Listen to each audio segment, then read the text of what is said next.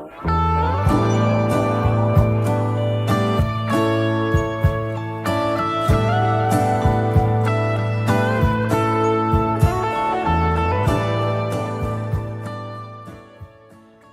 and welcome to our third week on the theme of mental health for Awakened. As I wrote in this week's reflection, when I was in seminary, I worked with an outdoor ministry that was for everyone, but was primarily focused on those who were experiencing homelessness. It wasn't the kind of place that made you sit through a worship service in exchange for food, exchanging food for conversion. That kind of theology is reprehensible, but instead it recognized that people had both physical needs, a physical hunger, like they needed actual food, and that they had spiritual needs, spiritual hunger as well. That just because you were experiencing homelessness did not mean that you didn't have spiritual needs. In fact, it often meant that you had deeper spiritual needs. And so we crafted a service that helped to meet people's spiritual needs when they were facing extremely difficult circumstances. One of my roles there was to preach on occasion, and I remember the first time that I preached, I left my apartment, and I lived about a mile away from the town green where we had this service, and I was at the top of the hill, and I started walking down the hill towards the town green, and off in the distance I heard some kind of a faint low sound. I couldn't quite make out what it was at first, but as I walked further, it started to grow a bit. Dun, dun, dun, dun, dun, dun, dun, dun, dun, dun. And I thought, I think that's music.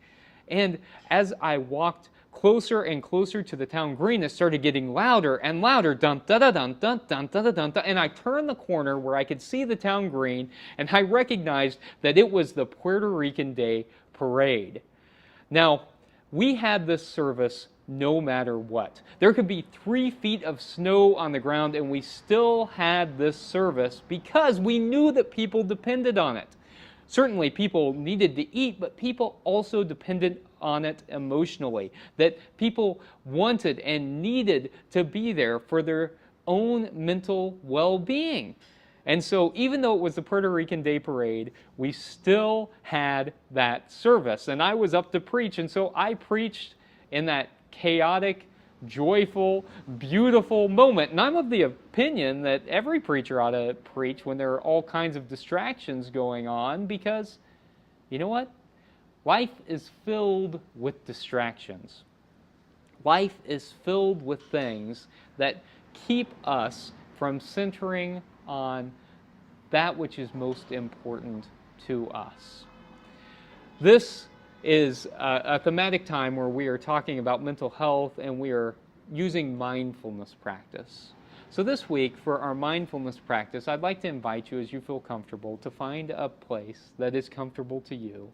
Wherever it is, it could be a favorite place, inside, outside. And I invite you to place your feet flat on the ground, to sit up straight, close your eyes as you feel comfortable, perhaps to fold your hands together, and to begin focusing on your breath.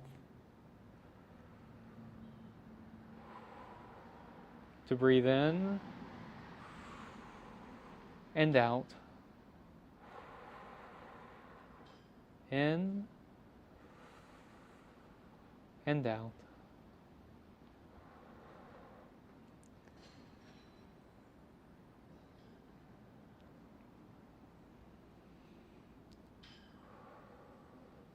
Feel the air expanding your lungs.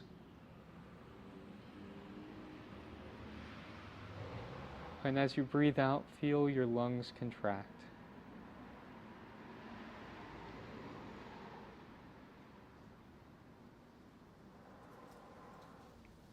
You may have other thoughts. Acknowledge them, but then let them go. Try not to focus on anything but your breath.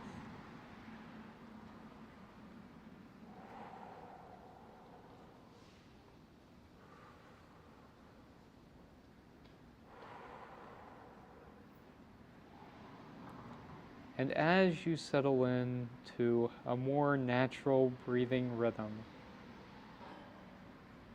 think to yourself where you are experiencing God in your life right now.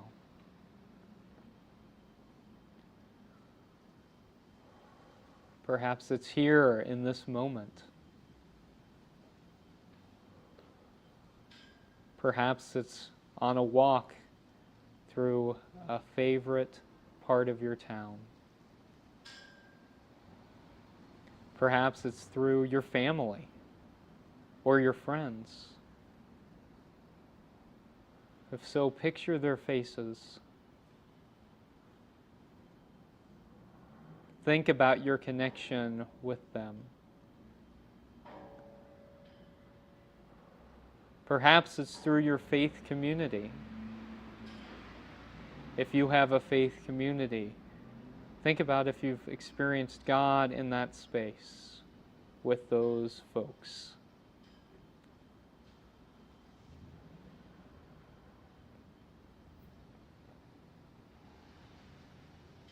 Perhaps it's a memory of a time when you have experienced God's presence.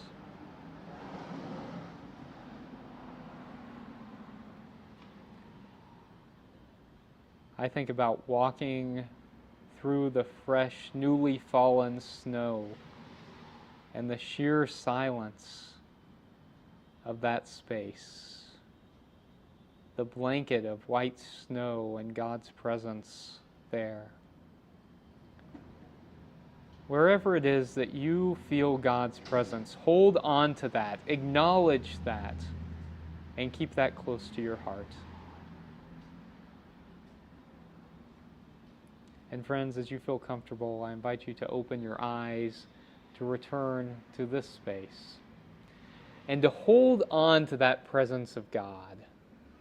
That whenever life feels like it is full of distractions, return to that sacredness, that sacred presence, for that is God promising to be with you through it all. That God is here if we will do the work to look for God, to feel God. So friends, as you practice this mindfulness practice this week, and I encourage you to do this frequently throughout the week, may you experience the presence of the living God, and may that give you a sense of mindfulness, a sense of connectedness, and a sense of spirituality. May it be so, and thanks be to God. Amen.